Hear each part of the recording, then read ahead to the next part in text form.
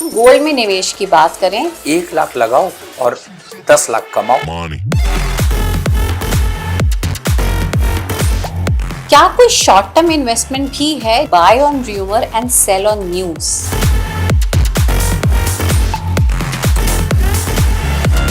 आपका नुकसान नहीं होने पाया तो आप प्रॉफिट अपने आप कमा लेंगे। तो आइडियल रेशियो क्या है? To your earning, to your expenditure and then to your saving. Corpus में कितना पैसा होना चाहिए? लोन चाहे कोई फ्री कितना भी दे रहा हो, power of compounding. Real estate की बात करें, जिसका लालच बड़ा होता है ना, लाइफ इंश्योरेंस पॉलिसीज और टर्म प्लान सिर्फ 1 रुपए से भी किया जा सकता है। यूलिप की जानकारी, रिस्क टॉलरेंस की, इन्वेस्टमेंट गोल्स की बात करें, उड़ाने की आदत होती है कि म्यूचुअल फंड्स, SIP की बात करें, राकेश झुनझुनवाला, बॉन्ड्स और FDs का, NPS PPF की बात करें, तो इसका मतलब है आपका वो इन्वेस्टमेंट सही नहीं है। करोड़पति बनने से पहली बात कोई नहीं रोक सकता। हाँ। दूसरा,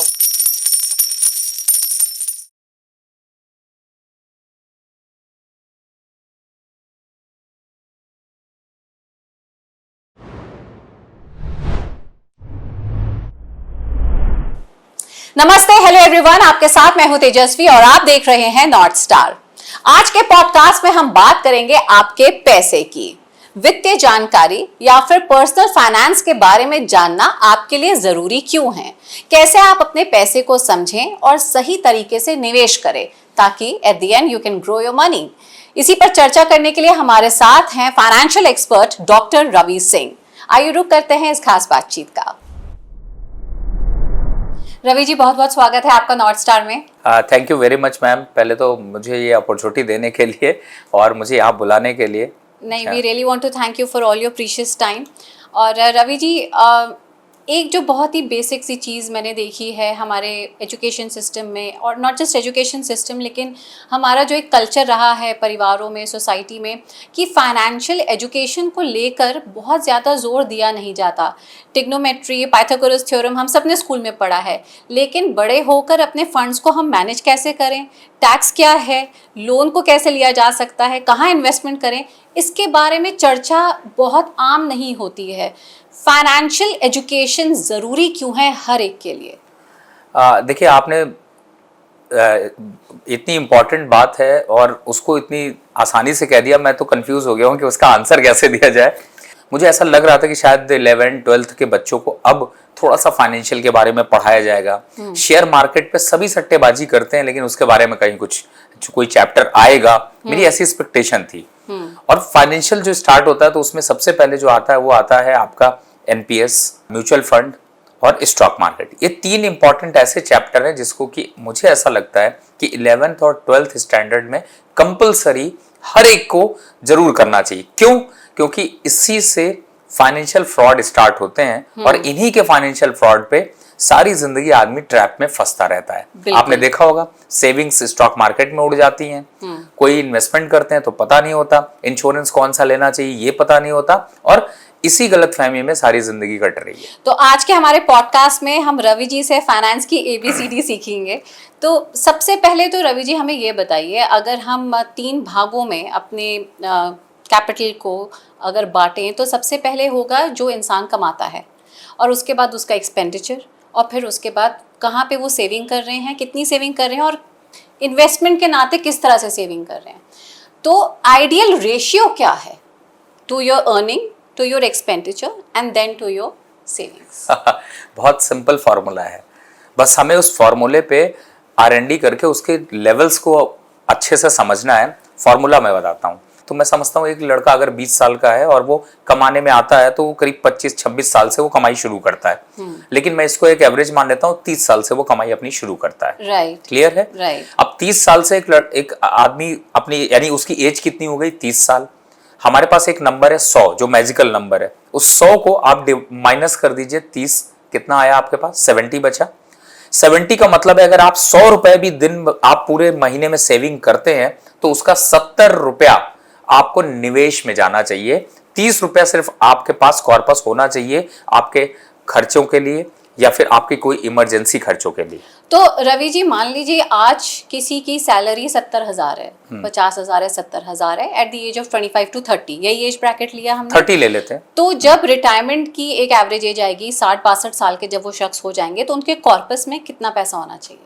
देखिए आज के इन्फ्लेशन में आपने बहुत जगह पे मल्टी बैगर रिटर्न्स देखी होंगी, या मल्टी बैगर बात करते हैं कि आप 10,000 डालिए और आपको आज से 40 साल बाद 1 करोड़ रुपए मिलेगा। मैं आपको बता दूं कि 40 साल बाद 1 करोड़ रुपए की भी कोई वैल्यू नहीं है। तो आपने जो क्वेश्चन पूछा है, मैं क्यों ऐसा कह रहा हूं, तो आपके अगर 70,000 आज आपकी इनकम है, तो इसका मतलब है कि आपके आने वाले 5 सालों में आपकी इनकम भी बढ़ेगी, डबल हो सकती है। फिर उसके बाद भी आगे बढ़ेगी। इसीलिए मैंने आपको 100 वाला फॉर्मूला बताया, यानी कि हर साल, जब सपोज करिए आप 30 साल के थे तो आपने 70% आप इक्विटी पे या फिर म्यूचुअल फंड पे या फिर आप सेविंग्स अपनी कर रहे थे, उस पे निवेश कर रहे थे।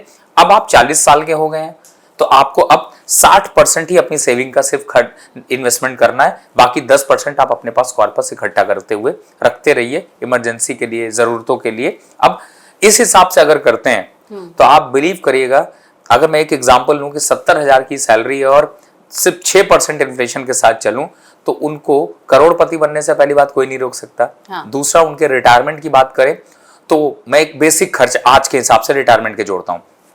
5,000 हो गए आपके मेडिकल खर्च जी, 10,000 हो गए आपके घर के, जो आप सर्वेंट के खर्च या इनके खर्च या उनके खर्च या कुक के खर्च, जो आपकी सेवा करने वाला है उसके 10,000, तो टोटल मिलाकर आपको 30 से 35,000 रुपए आपके खर्च होंगे ही होंगे।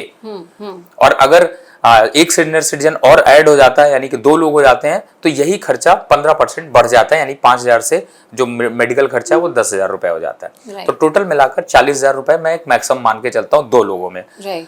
आप तब जो अर्न कर रहे होंगे वो 1.5 लाख रुपया महीना कर रहे होंगे, इसमें आप सेविंग चाहे कुछ भी कर रहे हो। तो क्योंकि अब आपने खर्चे की बात की, इन्वेस्टमेंट पे और सेविंग्स पे हम आपसे डिटेल में बिल्कुल जानेंगे, लेकिन उससे पहले हम एक्सपेंडिचर और खर्चे को ज़रूर टच करना चाहेंगे। वॉरेन बुफे हैं, उनका काफ़ी फेमस कोट है और उसे मैं सरल शब्दों में अगर आपसे शेयर करूँ, वो ये है कि आप अपनी ज़रूरत के हिसाब से खर्चा करें। अगर ज़रूरत से ऊपर खर्चा करेंगे तो भविष्य में जाके आपको ये हो सकता है कि वो जो ज़रूरत के पैसे उस समय चाहिए होंगे तो वो आपके पास नहीं रह जाएंगे। सो बेसिकली नोइंग कि हमारी नीड्स क्या हैं और हमारी वांट्स। आपकी जितनी चादर उतना ही फैलाइए, ये सबसे सिंपल कोट है जो कि आपकी दादी ने भी बोला होगा, मेरे यहाँ पे मेरी मम्मी भी बोलती हैं, मेरी आजी भी बोलती थी, मेरी ताई जी भी यही बोलती हैं। सिंपल वही फाइनेंशियल में जोड़ लीजिए, यानी कि आप अगर अपने खर्चे बढ़ाते जाएंगे अपनी कमाई से, तो आप जिंदगी में सफल नहीं हो पाएंगे। तो क्योंकि आज की जनरेशन को जब हम देखते हैं, जो कि जेन ज़ी है और जो कि अब वर्क प्लेसेस में काम करने के लिए तैयार हो रही है, जनरेशन टू जनरेशन भी जो एक मनी को लेके कॉन्सेप्ट है वो काफ़ी बदला है। खास करके उन यंग जो बच्चे आज बाहर निकल रहे हैं नौकरी करने के लिए, स्टार्टअप्स के लिए, उनके लिए मुझे लगता है कि ये जो एक हम बात कर रहे हैं, जितनी चादर है उतने पैर फैलाइए, उन तक ये मैसेज पेनिट्रेट होना बहुत ज़रूरी है। क्योंकि क्रेडिट पे आजकल बहुत कुछ आसान है, पहले के ज़माने में credit was not that easy. तो उसके नाते कोई एक क्वेश्चन का वर्ड जो आप उनको ज़रूर कहना चाहेंगे? देखिए बहुत इंपॉर्टेंट है, और मैं अपने एक्सपीरियंस पे अभी इतना बूढ़ा नहीं हुआ हूँ, मैं वॉरेन बफे की तरह एज पे नहीं गया हूँ, लेकिन हाँ अपने एक्सपीरियंसेस पे एक बात जरूर कह सकता हूँ कि लाइफ में आपको लोन चाहे कोई फ्री कितना भी दे रहा हो, लेने की जरूरत नहीं है जी। मैं उसके पीछे का भी लॉजिक भी आपको बताता हूँ। तो आज के समय में सबसे आसान क्या हो गया, लोन जी, क्रेडिट कार्ड। क्या जरूरत है बनवाने की, जरूरत ही नहीं है। बिल्कुल। आपको लोन से सबसे, तो आपको लोन उस स्टेज पे लेना है जब आपके पास कोई दूसरा ऑप्शन नहीं है। पहला ऑप्शन नहीं, दूसरा ऑप्शन नहीं है। लोग पहला ऑप्शन तो क्या देखते हैं, आजकल फ्रिज खरीदने जा रहे हैं, बैंक अकाउंट में 3,000 रुपए 5,000 रुपए आराम से पड़े होंगे, उतने का वो डिनर कर लेंगे, लेकिन उतने का वो लोन करा के चले आते हैं। ये सारी चीजें नहीं करनी चाहिए, मैं इसके बिल्कुल अगेंस्ट हूँ। बिल्कुल, क्योंकि यही इसी तरफ मैं आपको लेके जाना चाह रही थी, क्योंकि हमने वेस्टर्न कंट्रीज में देखा है it is generally running on the credits, लेकिन हमारी ये सोच और हमारी ये जड़ें रही नहीं है। लेकिन अब मैं देखती हूँ कि समय के साथ लोगों की सोच काफ़ी बदल गई थी क्रेडिट को लेके, तो समय के साथ समस्याएं भी बढ़ रही हैं। बिल्कुल। और वॉरेन बुफे भी यही कह रहे हैं कि अगर आपने बेफजूल खर्चा किया तो जब आड़ा समय आएगा और आपको जब वाकई में ज़रूरत होगी पैसे की, तो आपकी फिजूल खर्ची की वजह से वो पैसा आपके पास रह ही नहीं जाएगा। क्योंकि अगर आप फाइनेंशियल के बारे में, यानी कि अगर आप एक एक चीज़ों के बारे में आप अपना नोट बनाते हैं, आप पहले से इन्वेस्टमेंट, जैसे आजकल गोल बनाया जाता है, मैं देखता हूँ कि आजकल बच्चों के लिए गोल माँ बाप पहले से बना देते हैं कि ये 10th में इतने नंबर आएंगे तो ये कॉमर्स लेगा, बीकॉम साइंस लेगा, फिर उसके बाद ये कौन सा कॉलेज जाएगा, ये विदेश जाएगा, नहीं जाएगा।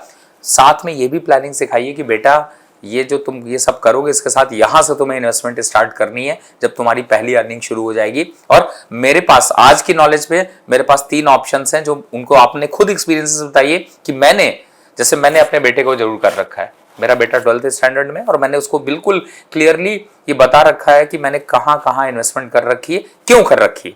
जैसे मैं एक एग्जाम्पल बताता हूँ। मैं आपसे कहता हूँ कि आप इंश्योरेंस ले लीजिए, तो आप कहते हो ठीक है, अच्छा है तो दे दीजिए। आप ये कभी जरूरत ही नहीं जानना चाहते कि आप इंश्योरेंस किस बात का लेना चाहते हैं। क्या आप आज के समय में सारे लोगों LIC क्यों फेल हो रहा है, मैं आपको बताऊं, क्योंकि LIC के इन्वेस्टमेंट से यहाँ पर ज्यादा से ज्यादा अब ऑप्शंस अवेलेबल हैं। और LIC सिर्फ आपको लाइफ का इंश्योरेंस देता है जो कि कहता है आपके मरने के बाद काम आएगी, लोगों को यहाँ जिंदगी में जरूरत है। तो बेटर है कि आप लाइफ ऐसा इन्वेस्टमेंट करिए जो आपके लाइफ टाइम काम आता रहे, आपके जाने के बाद काम नहीं आए। इन्वेस्टमेंट पे और हर एज ग्रुप के लिए क्या फाइनेंशियल प्रायोरिटी होनी चाहिए, इस पर मैं आती हूँ एक सवाल के बाद। रवि जी, जरूरी नहीं है कि हर कोई 70,000 महीने के आज कमा रहा हो। तो हमारे पास लो इनकम ग्रुप भी है, मिडिल इनकम ग्रुप भी है और हाई इनकम ग्रुप भी है। तो क्या हर एक आय के वर्ग के लिए आपकी कोई टिप है कि वो अपनी वो सेविंग कैसे करे? हो सकता है कि जो डेली वेजेस पे काम करते हैं उनके पास इतना पैसा ना हो कि वो अपने महीने का निकाल सके, क्योंकि जो रोज़ की मूलभूत ज़रूरतें हैं वही पूरी हो पाती होंगी। तो क्या 100 रुपये से भी, लो इनकम ग्रुप की अगर हम पहले बात करें, तो क्या 100 रुपये की भी सेविंग की जा सकती है और क्या उससे भी शुरुआत हो सकती है? देखिए, 100 रुपये नहीं, सिर्फ 1 रुपये से भी किया जा सकता है। मैं अभी आपको उसके वो भी बताता हूँ कि कहाँ कहाँ पे आपके ऑप्शन अवेलेबल है। लेकिन जो आपने काफ़ी इंपॉर्टेंट चर्चा करी कि जो लोग अपने 100 रुपये की सेविंग, 100 रुपये सिर्फ या दिहाड़ी दिन भर में कमा रहे हैं, पहली बात है जो ऐसा जो तबका है, हमारी सरकार ने उनके लिए खाने की इंतजाम कर दिया है, यानी कि आपको खाने पे उतना खर्च नहीं करना है, लग्जरी पे खर्च करने की कोई लिमिट नहीं है। तो आपका जो आप कमा रहे हैं वो आपका जाता कहाँ पे? वो 2 जगह पे खर्च करते हैं। एक आपके मेडिकल पे, लेकिन मेडिकल पे भी गवर्नमेंट ने अब सुविधा दे दी है, आपके आयुष्मान योजना है जिसकी वजह से आपको उसका फायदा मिलता है। राइट। लेकिन हमारे जो थोड़े से उड़ाने की आदत होती है, यानी खासतौर से उस लेवल के लोगों को, उनका सुबह का क्या करते हैं, दिन भर मेहनत करते हैं और शाम को सबसे पहले जाकर के अगर उनको ऑप्शन नजर आता है तो वो उस पे जाकर के अपने पैसे खर्च कर देते हैं। आप जो समझ नहीं, मैं जो इशारा करने की कोशिश कर रहा हूँ आपके पॉडकास्ट में, मैं नाम नहीं ले रहा, अगर सिर्फ उस खर्चे को, यानी कि मैं एक एग्जांपल अब इससे दे सकता हूं कि हर एक दिन जो सिगरेट पीने वाले लोग हैं वो कम से कम 2 सिगरेट पीते, यानी 20 रुपए अपने सिगरेट में बर्बाद कर रहे हैं।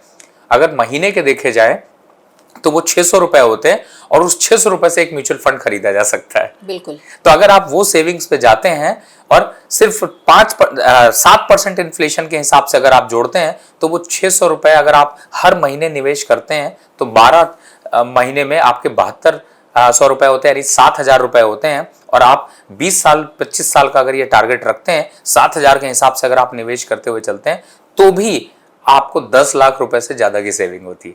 तो आप समझ सकते हैं कि छोटे बूंद बूंद से सागर भरता, एक कहावत सुनी होगी, वो इसी तरीके से। तो इस तरीके के प्रोडक्ट पे निवेश करना बहुत आसान है। जहां तक 1-2 रुपए की बात है, देखिए स्टॉक मार्केट में अगर आप आते हैं तो आपके पास शेयर्स अवेलेबल है।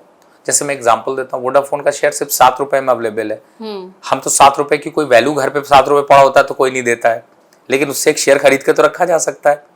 मैं एक एग्जांपल दे रहा हूँ, जब आप जो रोजमर्रा की चीजें इस्तेमाल करते हैं उनमें आपको साफ साफ इन्वेस्टमेंट की रणनीति दिखाई देती है। हम यहाँ पर लाइट से इस्तेमाल कर रहे हैं, यानी कि हम पावर का कंजप्शन कर रहे हैं। पावर के आपके शेयर की बात करूँ तो NHPC सिर्फ 88 रुपए का शेयर है। ऐसा नहीं कि वो 1 लाख रुपए का शेयर आप खरीद नहीं सकते हैं, 88 रुपये। तो 100 रुपए सेव करने वाला भी एक शेयर खरीद सकता है। और अगर एक शेयर खरीदता है, 30 दिन तक सेविंग करता है तो 30 शेयर खरीद सकता है। 30 शेयर खरीदने का मतलब आप अब अंदाजा लगाइए, मल्टीपल में जाइए तो आपको रिटर्न्स कहाँ मिले। तो आपकी ही बात को आगे बढ़ाती हूँ। हमने बात की स्टॉक मार्केट की, तो ये अब हम अपने पहले पड़ाव पे पहुँचे हैं इन्वेस्टमेंट के नाते। हमने बात की रेशियो की कि आइडियल रेशियो क्या है, एक्सपेंडिचर कितना होना चाहिए, और अब आती है बात सेविंग्स की, इन्वेस्टमेंट की। सेविंग हमारी ऐसी हो कि वो हमारी पैसिव इनकम बन जाए। आप नौकरी करते हैं, सैलरी आ रही है, वो आपकी प्राइमरी इनकम, लेकिन आपने इस चतुराई से इन्वेस्टमेंट की है कि आपका एक और इनकम जनरेट होनी शुरू हो गई। स्टॉक मार्केट का क्योंकि आपने जिक्र किया, तो पहले मैं वहीं पहुँचती हूँ। रिटेल इन्वेस्टर कि अगर हम बात करें, यानी कि खुद जो निवेश डायरेक्ट करना चाहते हैं स्टॉक मार्केट में, उनके लिए आपके गोल्डन वर्ड्स क्या हैं? देखिए, सबसे पहले तो ग्रीड नहीं होना चाहिए। स्टॉक मार्केट में जो ग्रीड वाला आदमी आता है ना, जिसका लालच बड़ा होता है ना, वो बड़ी जल्दी ही स्टॉक मार्केट से साफ हो जाता है। और इसीलिए शायद सेबी ने भी यहाँ पर डिस्क्लेमर में एक्सचेंजेस ने बताया है कि 10 में से 9 लोगों को नुकसान होता है, क्योंकि वो 10 में से 9 लोग जो आते हैं वो सिर्फ ये सोच कर आते हैं स्टॉक मार्केट में कि 1 लाख लगाओ और 10 लाख कमाओ, और वो भी एक दिन में। तो जब आप इस लालच के साथ स्टॉक मार्केट पे आते हैं, तो स्टॉक मार्केट में धुरंधर बैठे हुए हैं। वो कहते हैं आप आओ तो सही, 1 लाख डालो तो सही, हम लेने को तैयार बैठे हुए हैं। इनफैक्ट एक जोक भी हमेशा फेमस हुआ है, कई जगह पे आपने सुना भी होगा, कि स्टॉक मार्केट में कोई पूछता है कि कैसे किया जाए कि लाख रुपए आपका बचा रहे या लाख रुपए से आप बना सकते हो, तो कहता है 2 लाख रुपए से ट्रेडिंग स्टार्ट करो, 2 लाख रुपए से स्टार्ट करो, अपने आप 1 लाख रुपए बचा रह जाएगा। तो इसका मतलब है कि नुकसान की संभावना की जा रही है। लेकिन जो आपका इंपॉर्टेंट पॉइंट है कि आप अपने गोल को सेट करिए। गोल सेट करने का मतलब है आप पहले खुद डिसाइड करिए कि आप लॉन्ग टर्म इन्वेस्टमेंट की स्ट्रेटेजी बना रहे हैं, शॉर्ट टर्म स्ट्रेटेजी बना रहे हैं, तो उसमें भी वहां पर आपको फाइनेंशियल डिवीजन करने पड़ेंगे। क्या पेनी स्टॉक्स को चुनना चाहिए जो कि सस्ते में मिल जाते हैं, या हमेशा ब्लू चिप स्टॉक्स को ही प्रेफर करना चाहिए? ये बड़ा अच्छा सवाल है, और मैं इसको इसलिए अच्छा कह रहा हूं क्योंकि पेनी स्टॉक्स पेन ही देते हैं। और वो पेन किस चीज का देते हैं? फाइनेंशियल पेन देते हैं। फिर आप उस पेन से ग्रसित हो जाते हैं, फंस जाते हैं, तो आपको मेडिकल पेन मिलता है। तो बेटर है पेनी स्टॉक्स में। देखिए, मैं आपको एक बहुत सच्चाई बात बताता हूं जो शायद कोई बोलना नहीं चाहता, और आपके पॉडकास्ट पे मैं एकदम क्लियरली बोलता हूं। आपने राकेश झुनझुनवाला का नाम सुना था? बिल्कुल, हमारे इंडियन वॉरेन बुफे। हाँ, मैं इसीलिए नाम ले रहा हूं क्योंकि अब मैं कई लोगों के, आपने कीदिया साहब का नाम सुना होगा। अब मैं कहता हूं यही आपके आइडिया, आपने देखा, आप बनना वही चाहते हैं कि वो राकेश झुनझुनवाला की तरह आपके पास पैसे आ जाए, लेकिन आपने उनकी मेहनत और उनका पीछे का फेलियर नहीं देखा। मैं आपको सिंपल एक यहाँ पर समरी बताने की कोशिश करता हूं कि राकेश झुनझुनवाला भी एक स्टॉक के बेसिस पर ही एक या 2 स्टॉक के बेसिस पर ही मल्टी बैगर बने हैं। ऐसा नहीं है कि उनके सारे स्टॉक मल्टी बैगर बन गए, ये गलतफहमी है लोगों को। और जो भी मल्टी बैगर बनता है उसके 1 या 2 ही स्टॉक होते। हकीकत ये है कि ये उनको भी नहीं पता होता, ना उनको पता था। राइट। तो आपको क्या करना है? आपको एक्सरसाइज करनी है। आपको बहुत सिंपल मैं रूल अभी आपको बताऊंगा आप आगे चर्चा में कि किस तरीके से पोर्टफोलियो बनाएं, क्या आपको स्ट्रैटेजी रखनी चाहिए। लेकिन सिंपल है, इन्वेस्टमेंट स्ट्रैटेजी और ट्रेडिंग स्ट्रैटेजी दोनों को बिल्कुल अलग लेके चलना चाहिए। और जो सबसे पहली सलाह आपकी थी वो ये थी कि जिस ग्रीड या लालच के साथ स्टॉक मार्केट में एंटर ना करें, यानी कि हमें एक लॉन्ग टर्म विजन या पेशेंस के साथ तो अंदर जाना ही चाहिए अगर जब हम मार्केट में इन्वेस्टमेंट की बात करते हैं। ये बात आपने रिटेल इन्वेस्टर के नाते कही, लेकिन हमारे पास म्यूचुअल फंड्स हैं, हमारे पास म्यूचुअल फंड्स के नाते SIPs हैं जो कि इतने जोखिम भरे नहीं माने जाते। तो सबसे पहले आम जन को तो आप बिल्कुल सरल ये समझाइए कि म्यूचुअल फंड्स क्या होते हैं, और जब हम SIP की बात करते हैं तो वो क्या होते हैं? मैं इससे पहले एक आपकी बात से मुझे याद आया, मैं उसको कंप्लीट करता हूँ। पहला रूल तो मैंने यही बताया था कि लालच मत करिए। दूसरा, स्टॉक मार्केट में जब भी इन्वेस्टमेंट करिए, ट्रेड करिए, तो प्रॉफिट की चिंता मत करिए, नुकसान की चिंता करिए कि नुकसान नहीं होने पाया, और अगर आपका नुकसान नहीं होने पाया तो आप प्रॉफिट अपने आप कमा लेंगे। और नुकसान कैसे नहीं हो, यही तो आपको स्ट्रेटजी वहां पर अप्लाई करनी है, क्योंकि आप जब जाते हैं तो आप हमेशा ये सोच के जाते हैं मैं ये प्रॉफिट कमाऊंगा, और इसीलिए आप ये स्ट्रेटजी नहीं लगाते हैं कि अगर नुकसान आया तो मैं क्या करूंगा। क्या स्ट्रैटेजी से आपका मतलब ये है कि आप जिन शेयर्स में या जिन कंपनीज के कैपिटल या इक्विटी में आप इन्वेस्ट कर रहे हैं वहां पे आप ये देखें कि आपका पोर्टफोलियो डाइवर्सिफाइड है, कि एक ही जगह आपने अपने वहां पर रिस्क आपको जानना है। अगर सपोज करिए मैं एक कंपनी में निवेश कर रहा हूं, जैसे अभी के लिए एग्जाम्पल ले लेता हूं मैं, जेंसोल करके कंपनी है, उसके बारे में आपने सुना होगा, पढ़ लीजिएगा, वापस गूगल कर लीजिएगा, इतना डिटेल में नहीं जाता हूं। आपको पता चल गया वो फ्रॉड कर दिया कंपनी ने, अब FIR लिखी जा रही है कंपनी के अगेंस्ट में, सब कुछ हो रहा है, लेकिन आज फिर भी आप इस उम्मीद पे बैठे कि ये स्टॉक बढ़ जाएगा, आप उसके प्रमोटर बन जाएंगे, इस उम्मीद पे कभी नहीं बैठिए। जिस वहां पर आप अपना रिस्क रखिए। अगर आपने शेयर खरीदा था, कोई फ्रॉड कर रहा है, कोई न्यूज आई है, तो अपनी स्टॉक को रिविजिट करिए, वहां से भाग जाइए। और जो भागता है वही बचता है, ये आपने हमेशा देखा और सुना होगा। तो मेरे हिसाब से आपको ये रखना चाहिए। तो अब अगर हम म्यूचुअल फंड्स और एसआईपी की बात करें तो हमारे दर्शकों के लिए आप सरल भाषा में समझाइए कि म्यूचुअल फंड्स क्या होते हैं, एसआईपीज क्या है।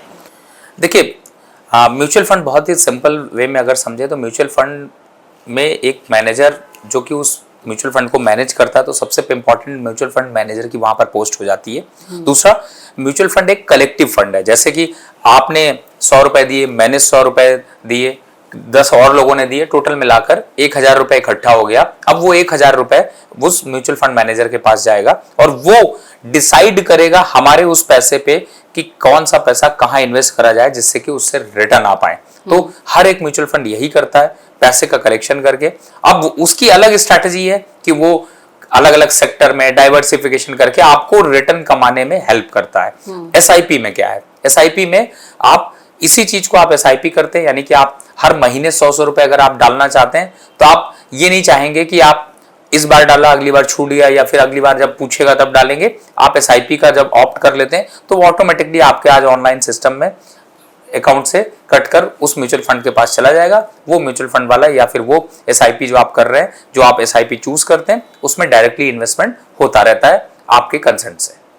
सो बेसिकली आपके जो पोर्टफोलियो मैनेजर होंगे from the mutual fund company, वो आपका पोर्टफोलियो बनाने में आपको मदद करेंगे। इन्वेस्टमेंट आप ही की होगी उनके द्वारा, क्योंकि उनको मार्केट की नॉलेज होगी। अगर हम एसआईपी की बात करें तो मैंने ये भी सुना है कि एक छूट रहती है कि जैसे किसी की कोई पर्टिकुलर फाइनेंशियल कंडीशन या सिचुएशन आई है तो वो उस पर्टिकुलर टाइम पीरियड के लिए अपनी इन्वेस्टमेंट को रोक भी सकता है। मतलब ये फ्रीडम आपके पास है। देखिए, इसमें बहुत सी चीजें हैं। जैसे म्यूचुअल फंड में आप वन टाइम पे म्यूचुअल फंड खरीद सकते हैं, आप मल्टीपल मंथ में आप म्यूचुअल फंड पे इन्वेस्टमेंट कर सकते हैं, आप एसआईपी कर सकते हैं। मार्केट अगर बहुत तेज लग रही है और लग रहा है कि नहीं अब आपको यहाँ पर अभी एसआईपी थोड़ी रोकनी चाहिए, तो आप वो कभी भी डिसीजन ले सकते हैं। उसका डायरेक्ट आपके इन्वेस्टमेंट पे इतना कोई फर्क नहीं आता कि आपको बहुत ज्यादा फीस पे करनी होती है या बहुत कॉस्ट आती है। तो ये डिसीजन आपका होता है। पैसा आपका जो है वो आप जब इन्वेस्टमेंट के लिए देंगे उसी समय से आपका स्टार्ट होगा। मैनेजर का काम है सिर्फ आपके पैसे को मैनेज करके उसको ग्रो कराना। अभी हमने शेयर मार्केट की बात की, म्यूचुअल फंड्स की बात की, हम दोनों ही मीडियम से अपने पैसे को इन्वेस्ट कर रहे हैं शेयर मार्केट में। मुझे अब आप कंपैरिजन में समझाइए, और इनफैक्ट हम सबको समझाइए कि एडवांटेजेस और डिसएडवांटेजेस क्या हैं अगर आप as a retail investor stock market में डायरेक्ट इन्वेस्ट कर रहे हैं या फिर आप वाया म्यूचुअल फंड मार्केट में इन्वेस्ट कर। देखिए, हमारे यहाँ पे देश में ना जैसे टैक्स बेनिफिट कहा जाता है तो लोग ना सबसे पहले टैक्स बेनिफिट के लिए वो 5 साल वाली एफडी करा लेते हैं, एनपीएस में पैसे डाल देते हैं या फिर म्यूचुअल फंड खरीद लेते हैं। लेकिन कभी भी इन्वेस्टमेंट स्ट्रेटजी ना टैक्स बेनिफिट से नहीं बनाई जाती है। ये आपको सच्चाई में बता रहा हूँ। तो ये सबसे बड़ा डिसएडवांटेज है जो लोग एडवांटेज समझते हैं। यानी कि आप इन्वेस्टमेंट इसलिए नहीं कर रहे हैं कि आप टैक्स बचा रहे हैं, आप इन्वेस्टमेंट इसलिए करिए कि आप अपने पैसे को ग्रो कराना चाह रहे हैं। राइट। सेकेंड, अब म्यूचुअल फंड में देखिए कि अगर मैं पढ़ा लिखा हूं तो मैं अपने बच्चों को कुछ काम भी दे सकता हूं, खुद भी काम कर सकता हूं। यानी कि कोई भी म्यूचुअल फंड, सपोज एक एग्जांपल मैं लेता हूं कि मैंने एसबीआई का एक म्यूचुअल फंड चूज किया जी, तो आप उसके बारे में जब जाएंगे तो आपको डिटेल दिखाई देगा कि उसने कितने स्टॉक खरीदे हैं, किस परसेंटेज से खरीदे हैं, कितना कितना स्टॉक पे, कौन से स्टॉक पे कितना पैसा लगाया हुआ है। राइट। तो ये एक्सरसाइज आप सिर्फ, चूंकि थोड़े से मैं कहता हूँ मेरी वर्ड गलत हो सकते हैं, आप थोड़े कामचोर से होते हैं तो आप ये नहीं करना चाहते तो आप कहते हैं हटाओ म्यूचुअल फंड को दे दो, वो खुद कर लेगा। लेकिन ये काम आप खुद भी कर सकते हैं। आप म्यूचुअल फंड की मतलब ये क्रैक कह लीजिए, आप म्यूचुअल फंड को चूज कर लीजिए, उसके कंपोनेंट वहां पर जाकर देख लीजिए और डायरेक्ट जाकर के शेयर मार्केट में अपना निवेश खुद कर लीजिए। फिर 1 महीने बाद उस म्यूचुअल फंड को वापस देख लीजिए, अगर उसने कुछ चेंज किया है तो आप भी कर लीजिए, नहीं किया है तो सेम वही उसी तरीके से रखिए। तो बेसिकली आप ये कहना चाह रहे हैं कि क्योंकि हमारे पास मार्केट लिटरेसी नहीं होती है तो इसलिए हम म्यूचुअल फंड को ऑप्ट कर लेते हैं। लेकिन अगर आपको नॉलेज है और साथ में अगर आप सीख लें अपने पैसे के बारे में, तो खुद निवेश करना भी एक बहुत अच्छी ऑप्शन है। बिल्कुल। रिटेल इन्वेस्टर के नाते कोई डिसएडवांटेज है डायरेक्ट शेयर मार्केट में जाके निवेश करने को? अगर आप अपने रिस्क को नहीं समझ रहे हैं, या फिर आप स्टॉक मार्केट को नहीं समझ रहे हैं और आप फिर भी किसी के कहने पे आप निवेश कर रहे हैं, वो सबसे बड़ा डिसएडवांटेज है, आपको नुकसान ही होगा। राइट। अब हम यहाँ पे बात करते हैं हमारी जो पावर ऑफ कंपाउंडिंग है। आपने शो की शुरुआत में बोला कि लालच का इरादा मन में रखकर आप मार्केट में निवेश ना करें, आपको थोड़ा सहज होना पड़ेगा कि हाँ भाई मैंने इन्वेस्ट किया है, और पेशेंस, धैर्य होना चाहिए for your money to grow. अब अगर हम इसी की बात करें तो हमारे दर्शकों को ये समझाइए कि पावर ऑफ कंपाउंडिंग है क्या, चाहे वो आपका म्यूचुअल फंड हो, चाहे वो आपने एक रिटेल इन्वेस्टर के नाते डायरेक्ट निवेश किया है। इंतज़ार करना और कैसे उस मार्केट की एवरेज से सालों में पैसे कमा लेना या ग्रो कर लेना, वो आप ज़रूर बताएं, ताकि कोई भी जल्दबाजी में ना रहे। देखिए, बहुत स्टोरीज हैं, मैं बहुत सिंपल स्टोरी में जाता हूँ। आपने आजकल वैसे उस स्टॉक का हाल थोड़े से बुरे हैं, क्योंकि आईटी सेक्टर, हमारे ट्रम्प साहब ने जब से एक्शन लेना शुरू किया, आईटी सेक्टर हमारे यहाँ के गिरने शुरू हो गए। लेकिन फिर भी आपने स्टोरी सुनी होगी, आपने ये सुना होगा कि इन्फोसिस में किसी ने 2000 में निवेश किया था, कुछ लाख रुपए डाले थे, आज वो 100 करोड़ के मालिक हैं, 50 करोड़ के मालिक हैं। ये है लॉन्ग टर्म इन्वेस्टमेंट और कंपाउंडिंग इन्वेस्टमेंट का बहुत बड़ा फर्क। यानी कि वो स्टोरी का पार्ट आप भी हैं। जैसे आज हमारा आप बैठे हुए हैं, मैं एक एग्जांपल लेता हूँ, निफ्टी के 50 स्टॉक्स हैं, एक एक स्टॉक खरीद के छोड़ दीजिए, 40 साल बाद ये आपको मल्टी बैगर ही बनाएंगे, बिलीव रखिएगा। यानी कि आप देख लीजिए, एग्जांपल के लिए गोल्ड का मैं एक एग्जांपल भी दे देता हूं, इसलिए दे देता हूं कि आजकल गोल्ड सबकी पहुंच से बाहर हो चुका है। कई लोग ये भी कंपैरिजन करने लगे हैं कि एक महीने की सैलरी में हम 10 ग्राम गोल्ड भी नहीं खरीद सकते हैं। तो सिंपल क्या है कि आपको याद होगा 2005 और 6 में सोना जो है 5000 रुपए का था, 2010 आते आते 9000 रुपए का था। तो साल के हिसाब से ही सोना बढ़ता जा रहा है। मुझे आज तक 2015 का साल याद है, जब आपसे किसी इंटरव्यू में आपने ये बात मुझे बोली कि आपको पता है सोना 50,000 पे भी पहुंचेगा। और मैं इस शो के पहले वही पुरानी बात याद करी थी, मैंने कहा बात तो सारी सच हो गई है आज। लेकिन पेशेंस, कितने साल लगे? एग्जैक्टली 10 तो साल। लेकिन 10 साल ऐसे हैं कि आप 10 साल के लिए अगर आप निवेश करें। सबसे बड़ी समस्या हमारे यहाँ पे ये है, फाइनेंशियल लिटरेसी जो आपका सबसे मेन टॉपिक है, मैं उसी पे वापस आता हूँ। क्योंकि आदमी को ये पता ही नहीं है कि वो कहां पर निवेश करे। वो म्यूचुअल फंड में निवेश करे, वो एसआईपी करे, वो इक्विटी में निवेश करे, वो गोल्ड पे निवेश करे, वो एग्री कमोडिटीज पे निवेश करे, वो रियल एस्टेट पे निवेश करे। क्यों? क्योंकि अगर आप कंपैरिजन कर पाए तो आपको आपकी इन्वेस्टमेंट स्ट्रेटजी बनाना ज्यादा फायदेमंद होता है। अब आप सपोज करिए, मैं एक एग्जांपल देता हूं, आजकल लोग रियल एस्टेट पे निवेश करते हैं, उसका भी फैशन बहुत अच्छा हो गया है, क्योंकि लोगों को लगता है, सबसे सिंपल लगता था कि रियल एस्टेट पे निवेश कर लो। आजकल ये इन्वेस्टमेंट कोई अट्रैक्टिव नहीं रहा। मैं रियल एस्टेट की बात नहीं कर रहा हूं। इन्वेस्टमेंट उसको अच्छा माना जाता है जो मार्केट से ज्यादा रिटर्न मिल रहा हो। जैसे एग्जांपल के लिए, आजकल बैंक की एफडीज पर कोई निवेश ही नहीं करता, क्योंकि सबको पता है कि 7-8% का इंटरेस्ट लेके क्या कर लेंगे, सरकार उसमें से भी 1.5-10% का टैक्स काट लेगी। लोग इक्विटी मार्केट की तरफ क्यों आना शुरू हो गए? क्योंकि गिरी से गिरी हालत में भी लॉन्ग टर्म निवेशक को यहाँ पर 16-17% का रिटर्न मिल रहा है। गोल्ड पे अगर आप निवेश कर रहे हैं, इस साल से 32% गोल्ड ने निवेश आपको दे दिया। रियल एस्टेट पे निवेश करते हैं तो हर साल 1% ग्रोथ आपको देखने को मिलती है। साल में 8% 7% ग्रोथ वहां पर भी देखने को मिलती है, कोई बड़ी ग्रोथ नहीं देखने को मिलती, लेकिन वो इसीलिए अट्रैक्टिव कम होता जा रहा है, या फिर इमीडिएट लोगों को अब यहां पर जो रिटर्न ज्यादा देता है वही गोल आपके अचीव कराता है। क्योंकि मैं आपका फिर से ध्यान केंद्रित करना चाहूंगी रूपी कॉस्ट एवरेजिंग पे। कई बार क्या होता है, लोग गलती क्या कर लेते हैं कि जल्दबाजी में हैं और लालच में हैं, तो जो मौके होते हैं शेयर मार्केट में कमाने के, जो वो एक टाइम बैंड आता है, उसको गवा देते हैं। हम अक्सर क्या करते हैं कि जब मार्केट आपकी बुलिश है तो सब बेचते हैं, जब बियरिश है तो सब, मतलब बिकवाली का समय आया तो सबने बेचना शुरू कर दिया, और जब लोग खरीद रहे हैं, बुलिश है, तो सब कोई खरीदने लगते हैं। पर अक्सर हम ये बात को भूल जाते हैं कि जब आपका निवेश करने का सही समय तब भी हो सकता है जब बिकवाली का समय है। इसीलिए मैंने कहा ना, स्ट्रैटेजी के तहत जाइए। स्ट्रैटेजी का मतलब है आप कभी भी मार्केट का टॉप और बॉटम नहीं पकड़ पाएंगे। और मैं ये जरूर कह सकता हूं कि कोई भी नहीं पकड़ सकता। तो अगर हम रुपी कॉस्ट एवरेजिंग की बात करें तो जैसे कि अगर कोई भी अच्छी म्यूचुअल फंड कंपनी है तो शायद वो आपको यही सलाह देगी, या आप हमारे दर्शकों को यही सलाह देंगे कि अगर आपने एक फलाने अच्छे समय पे मार्केट में कोई चीज़ खरीदी थी और अब अगर लो टाइम आया भी है मार्केट का तो आप वहाँ टिके रहिए, वहाँ से निकल एग्जिट मत करिए। अभी मैं आपको इससे बहुत सिंपल एग्जांपल में समझाता हूँ। सपोज मैं एक एग्जांपल लेता हूँ, आप बिजनेस अगर आप करती हैं तो आप अपने से जोड़िएगा, मैं दर्शकों से ही कहने की कोशिश कर रहा हूँ। आप बिजनेस करते हैं तो बिजनेस में क्या होता है, 12 महीने काम करते हैं, सिर्फ 2 या 3 महीने में ही आपको अच्छा मुनाफा देखने को मिलता है, आपका बिजनेस बड़ा अच्छा चलता है, बाकी महीने आप सिर्फ सर्वाइव कर रहे होते हैं जी। आप जब नौकरी कर रहे होते हैं तो बोनस कब मिलता है, वो भी 1 ही 2 महीने मिलता है, दिवाली में या तो मिलेगा या ईयर एंड में मिलेगा, 2 ही महीने हो गए जी। तो दोनों कंपैरिजन में आपको समझ में आ रहा है। हाँ। कि यानी कि जब आप शेयर मार्केट पे जब आप निवेश करने जाते हैं तो हर महीने आपके कमाने के नहीं होते हैं, और हर महीने तो आपको क्या करना पड़ता है, पेशेंसली बैठकर वो महीना ढूंढना होता है, वो मुश्किल होता है। तो बेटर है कि आप अपने पूरे 12 महीने में इन्वेस्टमेंट को डिवाइड कर दें। हाई पर है तो भी आप इन्वेस्टमेंट स्ट्रेटजी रखिए, लो पर है तो भी इन्वेस्टमेंट स्ट्रेटजी रहेगी। आप एक एवरेज कंपाउंडिंग इन्वेस्टमेंट कर पाएंगे जो कि आपको लॉन्ग टर्म पर ग्रोथ के हिसाब से रिटर्न जरूर देगी। Okay, so patience is the key. Exactly. अगर हम रिस्क टॉलरेंस की बात करें तो और इन्वेस्टमेंट गोल्स की बात करें तो आम तौर पे आप हमारे दर्शकों को कैसे समझाएंगे कि वो कैसे निर्धारित करें कि किस हद तक रिस्क को उनको टॉलरेट करना है और उनके इन्वेस्टमेंट गोल होने क्या चाहिए? बहुत अच्छा, फिर से आपने इतने अच्छे सवाल पूछे होंगे, मेरा मन कर रहा है कि मैं बहुत लंबे आंसर दूं, लेकिन मुझे लगता है दर्शक बोर हो जाएंगे, इसलिए मैं बहुत छोटे आंसर दे रहा हूँ। बहुत टफ डिसीजन है, तो हो सकता है कई बार मैं सिंक्रोनाइज ना कर पा रहा हूँ, भटक भी जा रहा हूँ, आप बार बार लेके आ रहे हैं।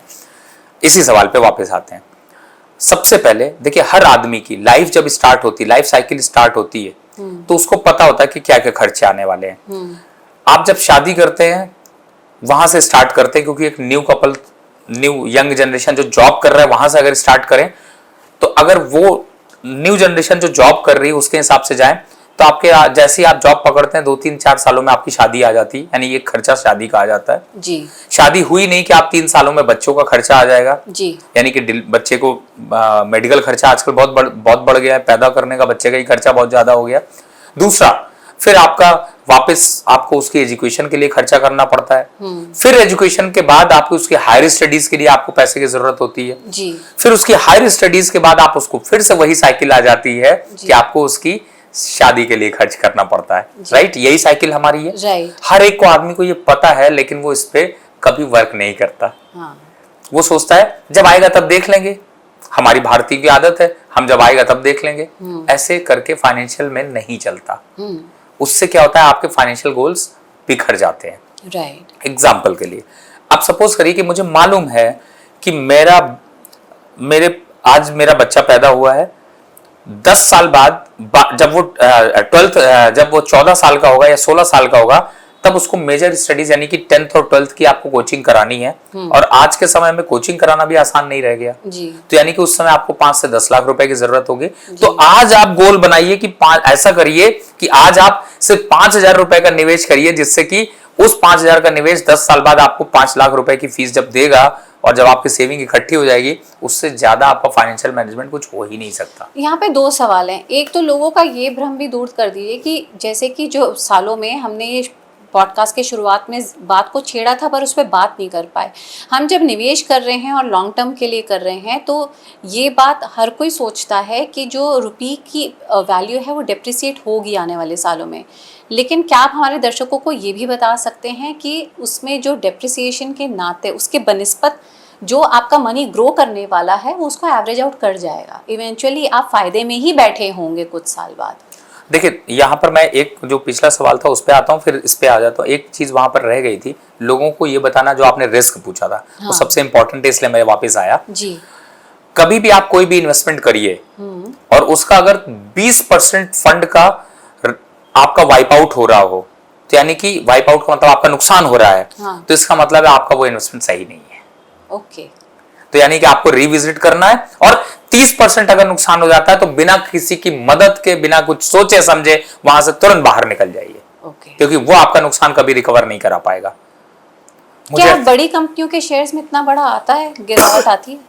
आती है, लेकिन आपको अगर आप 30% के निवेश लॉस पे हैं तो इसका मतलब है कि आपका इन्वेस्टमेंट टाइम गलत था, यानी कि आप गलत समय पर आप ट्रेन पे चल रहे थे, जब ट्रेन बहुत स्पीड में चल रही थी, इसीलिए चोट खा के गिरे हैं। अच्छा, तो इसलिए मैं आपको कह रहा हूं कि आप एवरेज इन्वेस्टमेंट करिए जिससे कि 30% से का ज्यादा नुकसान ना हो पाए।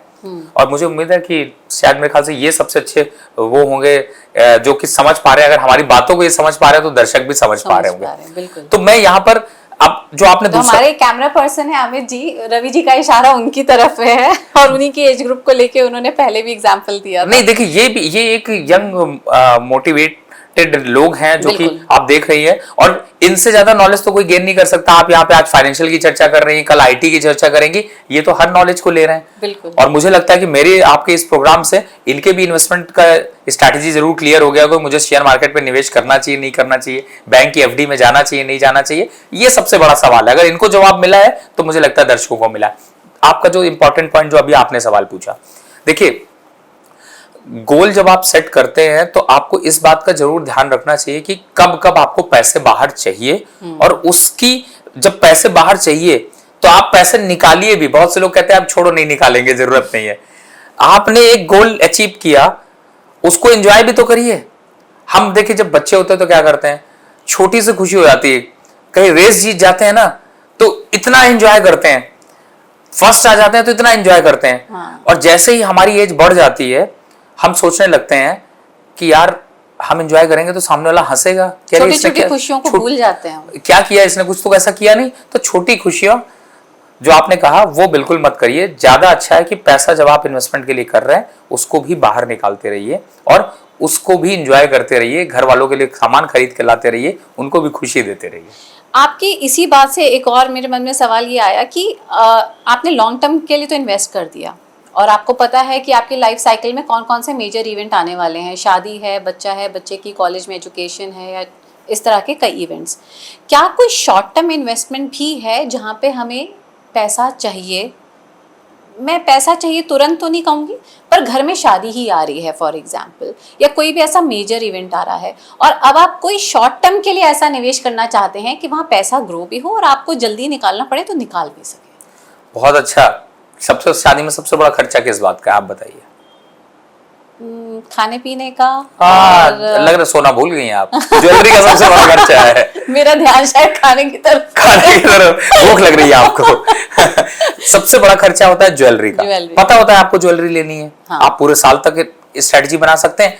आज के समय में मार्केट इतना वोलेटाइल है कि अगर मुझे मालूम है कि मेरे को अगले महीने शादी है और मेरे पास आज पैसा आ रहा है तो पहले से ही बुक कर लीजिए और इन्वेस्टमेंट के हिसाब से, इस हिसाब से इन्वेस्टमेंट कर लीजिए। आप गोल्ड अभी खरीदना नहीं चाहते हैं क्योंकि आप लेटेस्ट डिजाइन लेना चाहते हैं, आपके पास ऑप्शन है, ईटीएफ खरीद दीजिए ना, डायरेक्ट गोल्ड के कॉइन खरीद दीजिए जिससे कि आपको नुकसान ही नहीं हो। ज्वेलर के पास जाकर आप, तो ये शॉर्ट टर्म स्ट्रेटजी है। मैं आपको सिंपल बता रहा हूं, मेरे जो मित्र हैं और दोस्त हैं मुझसे इस बात से आज काफी खुश है। मैं खुद भी एक शादी में गया, वहां पे मुझे बोला कि मैंने इन्हीं से तो पूछा था कि आप शादी पे अप्रैल पे आ रहे हैं, मुझे क्या करना चाहिए। हाँ। उस समय सोना 72,000 का था, तो इन्होंने कहा कि अगर ज्वेलरी बनवानी है तो आज ही बनवा लो। हाँ। उस टाइम पे बनवाने में बड़ा महंगा पड़ेगा, आज सोना 1 लाख रुपए का है। हाँ। तो आप समझ रहे हैं, ये शॉर्ट टर्म पे ही आपको अर्न करने का मौका मिल रहा है। दूसरा, जब आप शॉर्ट टर्म स्ट्रेटजी रखें तो हमेशा इस टाइप से रखें, जैसे सपोज करिए स्टॉक मार्केट पे अगर आप इन्वेस्ट कर रहे हैं तो आपके पास अपॉर्चुनिटी होती है, कोई कंपनी है जिसका डिविडेंड या बोनस आने वाला है, तो आप उसको शॉर्ट टर्म यानी कि 1 से 1.5 महीने की स्ट्रेटजी बनाकर आप निवेश कर सकते हैं। राइट। तीसरा, शॉर्ट टर्म में अब जैसे हम क्या करते हैं, बहुत आलसी हैं और लिटरली आप भी इस चीज को मानेंगे। अब मैं आपके अकाउंट तो नहीं खोलना चाहता, लेकिन मैं अगर आपसे कहूं कि आज आपको डे टू डे में कितनी जरूरत पड़ती है, एक एग्जांपल लेते हैं, सपोज करिए कि आपको 10,000 की जरूरत पड़ती है, तो आपने अपने बैंक अकाउंट पे 1 लाख रुपए का कैश बैलेंस क्यों रखा हुआ है? उस 90,000 को, जो 10,000 रुपए आपको रोज की जरूरत पड़ रही है, उसके हिसाब से, यानी रोजमर्रा में एक हफ्ते में आपको 10,000 की जरूरत पड़ी, 2 दिन में पड़ी, तो उसमें से 70,000 को 15 दिन के लिए एफडी करा दीजिए, 15 दिन बाद वापस एफडी से बाहर निकाल लीजिएगा। ऑनलाइन हमारे पास सिस्टम है, हम करना नहीं चाहते हैं। तो ये शॉर्ट टर्म स्ट्रेटजी ऐसी हैं जो कि आपको छोटे छोटे, आपने कहा ना छोटी खुशियां बड़ी खुशियां बन जाती, वो यही हो। और अभी क्योंकि हम लोग रिस्क टॉलरेंस की भी बात कर रहे थे और financial priority according to age की बात कर रहे थे, तो जो यंग इन्वेस्टर्स हैं क्या उनको रिस्क ज़्यादा लेना चाहिए? क्या जो मिडिल ईयर 40-50 के आसपास हैं उनका पोर्टफोलियो क्या ज़्यादा बैलेंस होना चाहिए? और क्या जो 60 साल या उससे ऊपर जा रहे हैं उनकी इन्वेस्टमेंट जो है कि जहाँ से उनको अब फिक्स रिटर्न्स आने शुरू हों, ऐसा कुछ है क्या? ऐसा वेरी करेगा? ये आपका अभी अंतिम सवाल है या इससे अभी और आपके सवाल बाकी अभी तो और भी सवाल है? है। सवाल बाकी तो मैं पोर्टफोलियो मैनेजमेंट का बाद में दूंगा, लेकिन इसका आंसर दे देता हूँ। देखिए, सबसे बड़ी बात, आपने बहुत अच्छी बात कही, इसीलिए मैंने जो आपको एक फॉर्मूला बताया था, अगर आप उसको रिपीट कर दो दर्शकों को फिर से याद आ जाएगा। जी, याद है आपको? मुझे याद है। तो उसी फॉर्मूले पे वापस आते हैं। ठीक है। हमने बताया था कि आप 30 साल के हैं, 100 से आप माइनस कर दीजिए, 70 बचा, 70% आपको निवेश करना चाहिए अपनी सेविंग का। अब इसी फॉर्मूले को अपनी एज के साथ और रिस्क के साथ भी माइनस कर लीजिए, यानी कि अगर आप इक्विटी मार्केट पे निवेश कर रहे हैं जो आपने बोला, तो आपका जो 70% आपका जो फंड आया, सपोज 70% फंड आपका 10,000 रुपए आता है, अब उसका 70% 7,000 रुपया हुआ, वो 7,000 रुपए आप इक्विटी में ही डालिए। यानी कि रिस्क वाले एसेट में कम एज में ज्यादा पैसे डालने चाहिए, और जैसे जैसे एज बढ़ती जाए अपने रिस्क को आप मॉडरेट करते जाइए, बैलेंस फंड और इन तरफ चाहिए। ये बहुत सिंपल फॉर्मूला है। ओके। और रवि जी, एक चीज़ और है मार्केट को लेकर, और मैं यहाँ पे फिर से एक फेमस कोट कह रही हूँ, और वो ये है that you should always buy on rumour and sell on news. लोग चूक जाते हैं, खबर आती है तो खरीदना शुरू करते हैं, तब तो बेचने का टाइम है। आपने जो कहा, अब होता क्या है, बहुत से लोग खबर फैलाते हैं, इस स्टॉक में ये खबर आने वाली है, ये खबर आई है। आप क्या स्टॉक के मैनेजमेंट से बड़े हैं? जो स्टॉक है उससे मैनेजमेंट से बड़े हैं? क्या होता है स्टॉक का? एक सिंपल एग्जांपल लीजिए। मैं एग्जांपल लेता हूं बर्फ की सिल्ली से। हम लोग यहां आज बैठे हैं, बात कर रहे हैं, और हमने एक बर्फ की सिल्ली यहां पर रखी हुई थी। हमने बात करी, सारी उसकी ठंडक ली, उसके बाद फिर हमने आगे पास कर दी एक बर्फ की सिल्ली, आगे मैसेज है कि एक बर्फ की सिल्ली आ रही है। हमने सारा निकाल लिया, जब वहां पे भेजेंगे तो बर्फ की सिल्ली क्या होगी? पिघल चुकी होगी। हाँ। इसी तरीके से सबसे पहले कौन फायदा उठाएगा? स्टॉक का मैनेजमेंट। बिल्कुल। मैनेजमेंट में कौन उठाएगा? चेयरमैन उठाएंगे, डायरेक्टर्स उठाएंगे। उसके बाद कौन उठाएगा? उसके बाद उसके जो छोटे SVP, VP ये टाइप के वो लोग हैं, वो लोग उठाएंगे। फिर उसके बाद जब और आगे बढ़ेगी तो कौन उठाएगा? जो उसके छोटे मोटे एम्प्लॉइज हैं मैनेजर लेवल के। फिर उसके बाद कौन उठाएगा? उसके बाद फिर वो पब्लिक में फेंक दिया जाता है और पब्लिक को वहां पर लल्लू मिलता है। तो फिर हमें बर्फ की सिल्ली कैसे मिले? बर्फ की सिल्ली मिलना है तो फिर आपको पहले से स्ट्रेटजी बनानी पड़ेगी, और आपको ये समझना पड़ेगा कि जो आपने कहा था कि न्यूज आए तो सेल कर दो, तो बर्फ की सिल्ली तो वहीं तैयार थी। हाँ, और र्यूमर पे खरीद लो। तो ये बात हुई स्टॉक मार्केट की, चाहे हम उसमें रिटेल इन्वेस्टर की तरह निवेश करें या म्यूचुअल फंड के थ्रू निवेश करें। अब एक और इन्वेस्टमेंट का तरीका हो सकता है बॉन्ड्स और FDs का। बॉन्ड्स के बारे में हमारे दर्शकों को बताएं क्या है, और फिक्स डिपॉजिट्स को लेकर आपकी क्या राय है या क्या समझ है? देखिए, मैं समझता हूँ फिक्स डिपॉजिट हर एक आदमी को समझ में आता है, क्योंकि बैंक में आजकल FD का चलन है, आप ऑनलाइन FD कर सकते हैं जी। और सबसे पहले वहां पर भी मैं आपको FD में सारी गलतियां, पता है आपको, पता है 80% लोग FD में सबसे बड़ी गलती करते हैं, बैंक कभी उनको बताता नहीं है। और गलती क्या है? और गलती ये है कि आप जब FD कराते हैं तो आप FD का टेन्योर उस समय नहीं डिसाइड करते हैं कि आपको की फंड की रिक्वायरमेंट क्या है। ओके। आप सपोज करिए कि मुझे 1 साल बाद फंड की रिक्वायरमेंट है और मैं FD 3 साल की करा दूं, तो होगा क्या कि जब 1 साल बाद मुझे फंड की जरूरत पड़ेगी तो मैं FD को ब्रेक करूंगा। मैंने FD कितने पे बुक कराई थी? एग्जाम्पल के लिए 7.5% पे, लेकिन जब आप बीच में FD ब्रेक करा देते हो तो आपको कितना रिटर्न मिलता है? सिर्फ 2.5% का। तो ये पता ही नहीं होता, बैंक कभी बताता नहीं है।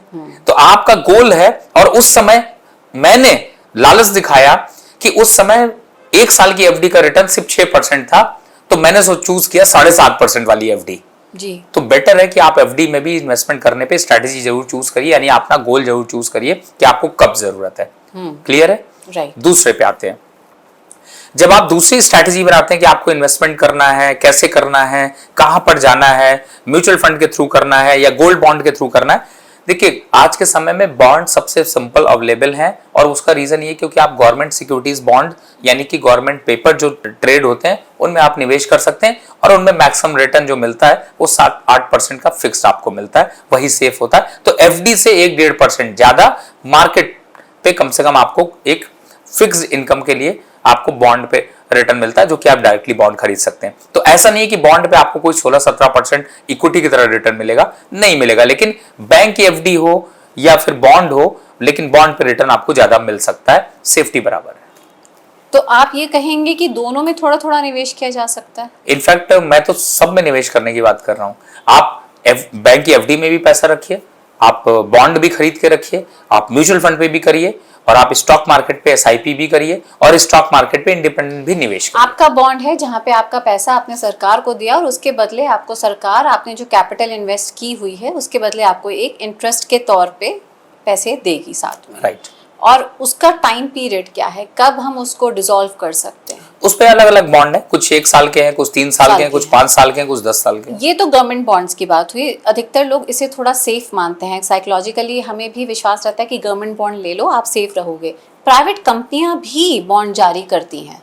देखिए प्राइवेट कंपनियों पे जब आती है बात तो थोड़ा सा आपको आर&डी करने की जरूरत है। ओके। क्योंकि वहां पर कोई गारंटी नहीं होती है। सरकार के ऊपर हम भरोसा कर सकते हैं, एक आम आदमी पे भरोसा नहीं कर सकते। हाँ। विजय माल्या जैसे केसेस बहुत हो सकते हैं, जो कि बड़े बड़े सपने दिखाकर बहुत लोगों को लूट लिया।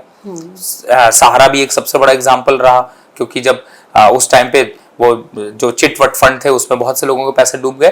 तो आपको रिटर्न मिलता है, इसीलिए वहां पर रिटर्न ज्यादा होती है, लालच ज्यादा होता है, क्योंकि आप रिस्क वहां पर ज्यादा लेते हैं। लेकिन ऐसा नहीं कि सभी नुकसान वहां देते हैं, आपको सोच समझ के वहां पर जरूर आपको एक फाइनेंशियल एडवाइजर की हेल्प लेनी चाहिए कि मैं ये डिसाइड कर रहा हूं मुझे निवेश करना है या नहीं करना है। अगर हम एनपीएस की बात करें और अगर पीपीएफ की बात करें, इसको लेकर आपकी क्या राय है और इनमें निवेश करने का क्या तरीका हो सकता है? क्या किसी भी आम निवेशक को जाना चाहिए नेशनल पेंशन स्कीम की तरफ या पीपीएफ की तरफ, पब्लिक प्रोविडेंट फंड की तरफ? देखिए पीपीएफ तो अब थोड़ा पुराना कल्चर हो गया, लेकिन फिर भी आप पीपीएफ पे आपको फिक्स एक टैक्स बेनिफिट मिलता है, तो उसका आप बेनिफिट जरूर लीजिए। जो बेनिफिट आपको मिल सकता है उसका लीजिए।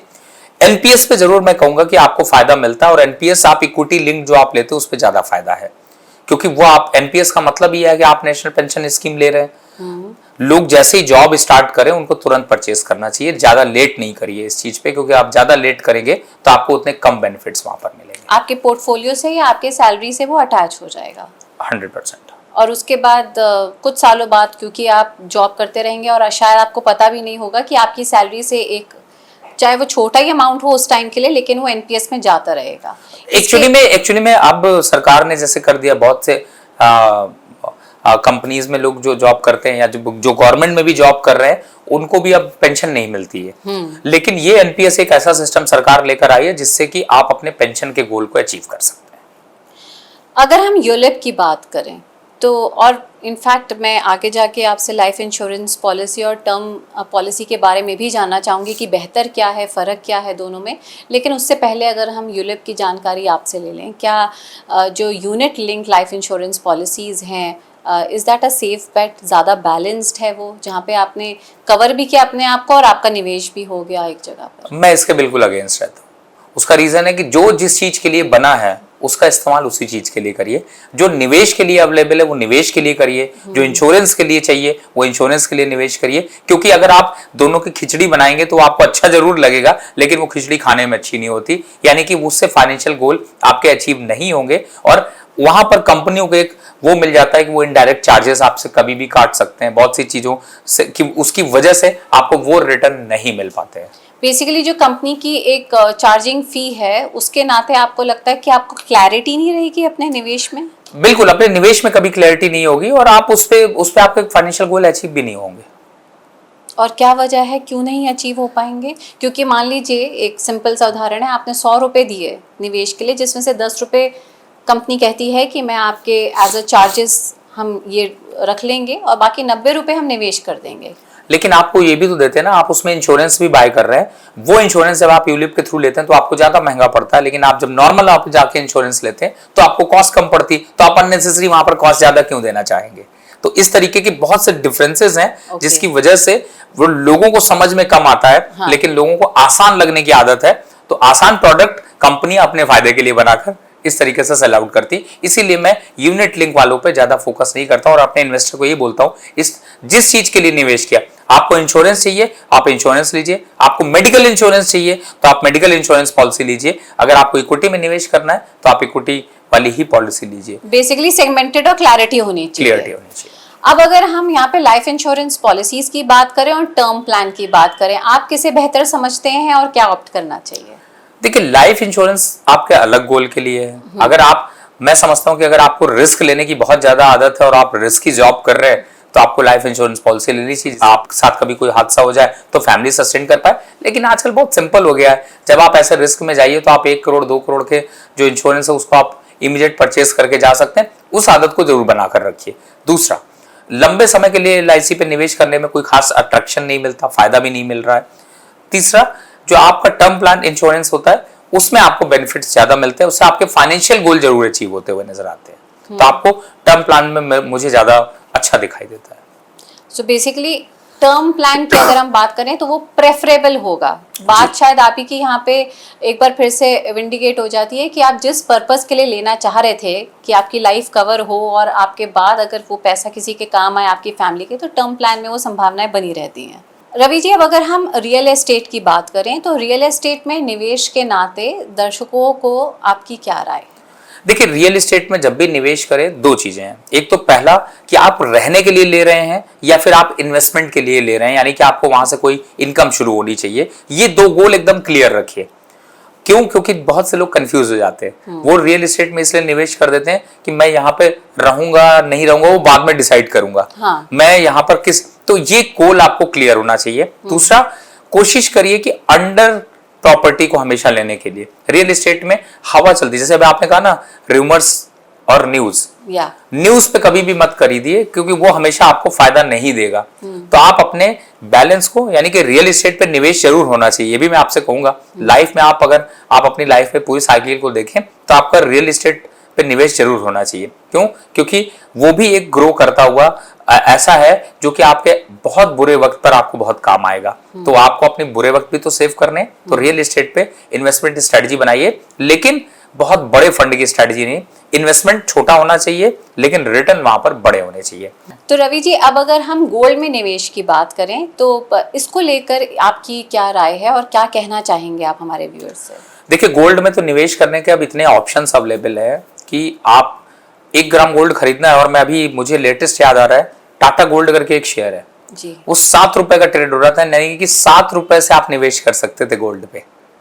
आज वो 9 रुपए चल रहा है, आज वो 10 रुपए चल रहा है, मतलब 3 रुपए बढ़ गया वहां से। तो यानी कि 1 लाख रुपए का गोल्ड हो गया।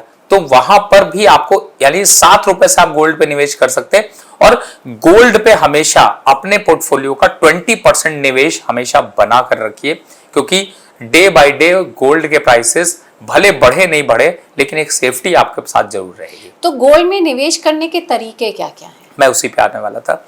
निवेश करने का सबसे पहला तरीका आपने फिर वहां पर है कि आपको गोल्ड का अचीव क्या करना है। अगर आपको 20 साल बाद गोल्ड की जरूरत है तो आज फिजिकल गोल्ड मत खरीदिए, आज पेपर गोल्ड खरीदिए। पेपर गोल्ड में आपके पास क्या ऑप्शन है? आपके पास ETF अवेलेबल है, आपके पास गोल्ड के, जैसे सरकार ने गोल्ड के बीच बीच में स्कीम्स निकालती है, उन पे आप निवेश कर सकते हैं, या फिर आप डायरेक्ट बॉन्ड भी खरीद सकते हैं, या फिर आप फिजिकल गोल्ड के सिक्के खरीद के आप निवेश कर सकते हैं, या फिर आप ज्वेलरी पे निवेश कर सकते हैं। लेकिन अगर लॉन्ग टर्म गोल्ड है तो ज्वेलरी को हमेशा अवॉइड करिए, सिक्के खरीदिए। क्यों? क्योंकि उसमें मेकिंग नहीं जाती, उसमें आपका कटता नहीं है, वो आप 99% प्योर गोल्ड लेते हैं। पहनने का सुख आपको चाहिए तो आपको फिर वो आपको अचीव टारगेट के हिसाब से करना है। लेकिन ये जरूर है कि गोल्ड पर निवेश अगर आपने नहीं किया तो आपके निवेश की स्ट्रैटेजी जो है वो अधूरी है। रवि जी, चलते चलते हमारे सभी दर्शकों को आप कुछ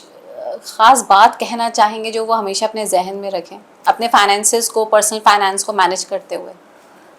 देखिए, स्टार्टिंग में ही मैंने बताया था, अपने गोल को सेट करिए और आप अपने गोल के हिसाब से निवेश करिए। और एक बात जो हम लोग मिस कर गए चलते चलते, मैं जरूर बताना चाहूंगा, पोर्टफोलियो जब आप बनाते हैं, उसकी हमने चर्चा नहीं करी, लेकिन जब आप पोर्टफोलियो बनाते हैं तो सो मेनी स्टॉक्स, 5000 स्टॉक आपके पास अवेलेबल है, उस 5000 स्टॉक की बास्केट मत बनाइए। 5 सेक्टर चूज करिए, 5 का फॉर्मूला याद कर लीजिए, मैं आपको 5 का फॉर्मूला याद कराने की कोशिश कर रहा हूं। 5 सेक्टर 5 स्टॉक, कौन से? उस सेक्टर के टॉप 5 स्टॉक खरीदिए। कितने हो गए टोटल? 25 स्टॉक। उससे बड़ा पोर्टफोलियो नहीं होना चाहिए, आपको मैनेज करना आसान होगा, निकलना आसान होगा, प्रॉफिट बुक करना आसान होगा और आपके गोल भी अचीव होते जाएंगे। रवि जी, आपने अपना समय निकाला, उसके लिए आपका बहुत बहुत शुक्रिया। जी, बहुत बहुत धन्यवाद।